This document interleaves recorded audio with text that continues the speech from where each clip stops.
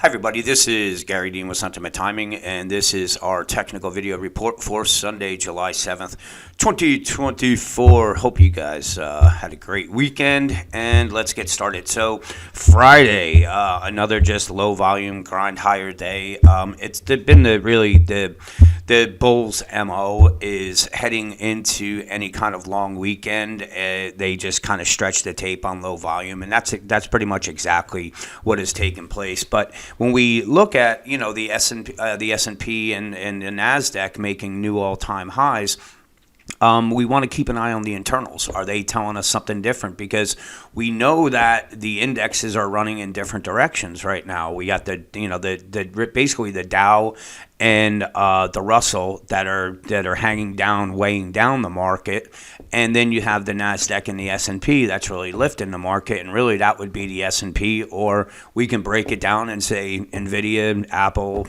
those stocks, and that's it. Because this is let's take a look at the internals. We're still down at levels where we've seen big drops. We haven't seen anything yet. So this eventually is going to have to relieve itself, and we're going to have to come up and get the put-call ratio somewhere up into the 109 in that area there, and that should give us a decent little pullback. But if we kind of keep going down and check out, now we're looking at this is basically the stocks above the 50-day moving average, and you can see that, this is a major divergence right here. Does not mean it can't fix itself, but it does open up let's say the door for a move that's going to bring us down somewhere, that's going to test some kind of support. But right now we haven't seen that, but this is still dangerous. And then lastly, if we just look at the NIAD, I mean, like I said, you have the S&P and the Dow. I meant the S&P and the Nasdaq that have been making new highs, and we haven't really seen any kind of pullback on the S&P in a few days, nothing more than a few points. So you would think that the advanced decline line would be moving up to new highs, but you can see this is not budging. So until I'm not saying it can't fix itself, because I've seen this fix itself before, but it's opening the door that we are making some kind of important top right now. And these are not trade now indicators. They're the red flags. We need to wait for support to break before we can say, okay, these are kicking into gear. So let's take a look at our regular charts, and this is what I was referring to. So you have the comp making new all-time highs. Here you have the S&P making new all-time highs. If we look at the Dow still has to make it up another almost 600 points, 625 points to get to new all-time highs. So this is diverging from both the Nasdaq and the S&P. And then if we just take a look at IWM, which is the Russell 2000, I mean, the all-time highs come all the way up at 244. That's almost another 20% higher. So this is not really participating. So it's a fractured, say, overall market, meaning that two indexes are lifting it up, two indexes are weighing it down. I think that it's not healthy, and I've mentioned this before with or for anybody who's been listening for a while.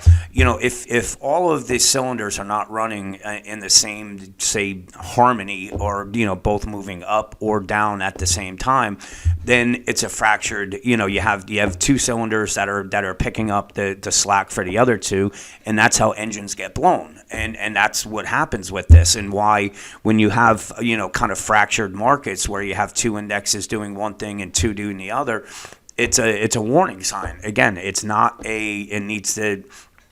You need to get short crazy right now. We need to let the market tell us when it is, and that's when we break support. So let's go to our regular charts and take a look at things. So on the let me go. Hang on one second. Let's start off with the weekly chart. So on the weekly chart of the S&P, hang on one second. Okay, move that and get these over. Okay, so here you can see we have bearish divergences on the weekly chart with the S&P, extremely overbought, and we're still kind of trading within this within this wedge right here. It's right? That's, this is it. So we could poke out of it and come back in, but in any case, I mean, it's a bearish pattern right here, and it's dangerous, especially with the bearish divergences that are in place. So something to keep an eye on. Now we look at the daily chart. We have some bearish divergences there. Wave structure is looking like it's, we could have completed 5 waves up here. But it's still, again, we have to wait for this to say that it's done, because this could actually, subdivide. So we want to just keep an eye on it. But again, very overbought. We have bearish divergences, and we do have 5 waves. So you got to just keep that in mind. And then when we look at the hourly chart here, now I have some. Hang on one second. I want to delete.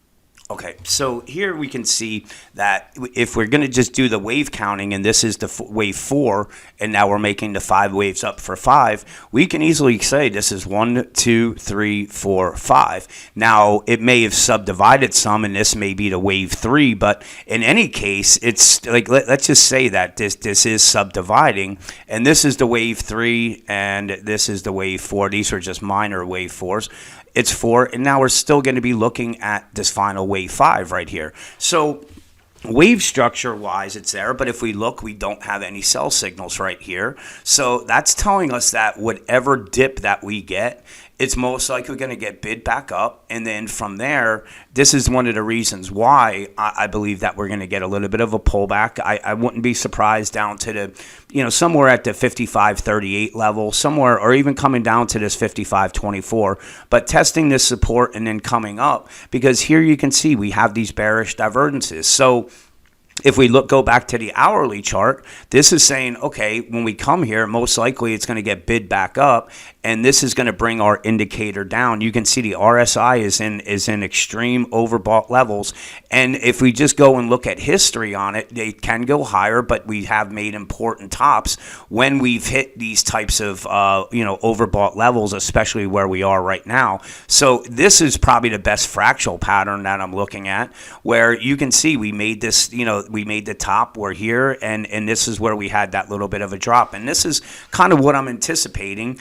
And then it gets bid back up, because we're going to have the RSI that's going to have gained some fuel. And then we'll have the price oscillator momentum indicator to come down. And then that will give us the bearish divergences. But that's where I'm saying, we could, it could get a little deeper than anybody expects this next move down. But my thing is, I believe that's going to get bid back up. We're going to make some kind of double top or something like that.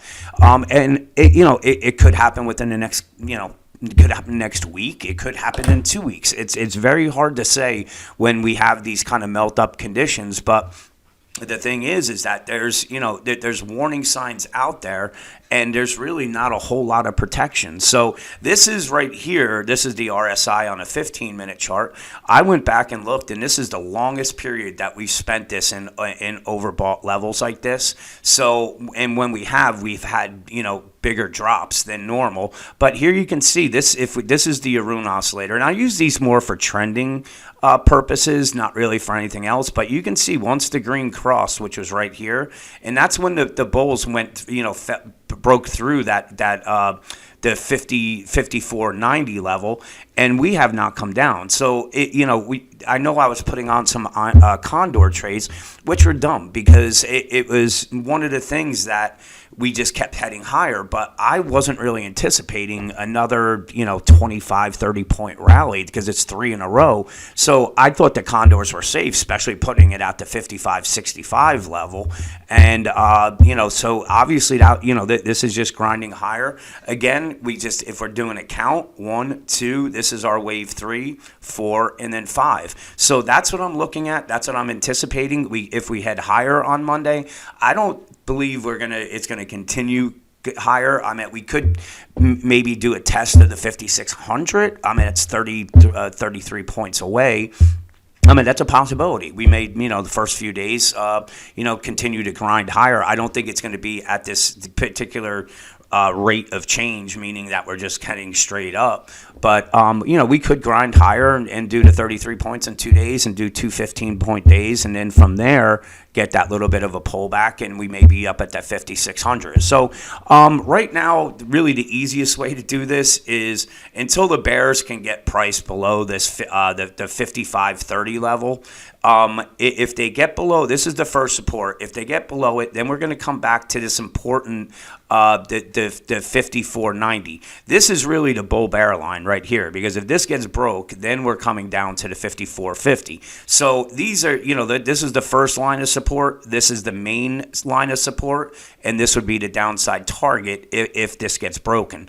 On the upside, like I said, I know there's some big gamma at the 55.75 level, and then we're looking at a call wall up at the 5,600. So that's going to be, levels that maybe where sellers are waiting. So we just want to keep an eye on things. So with that, sorry for the long video. Have a great night, rest of your weekend, and I will talk to you guys tomorrow.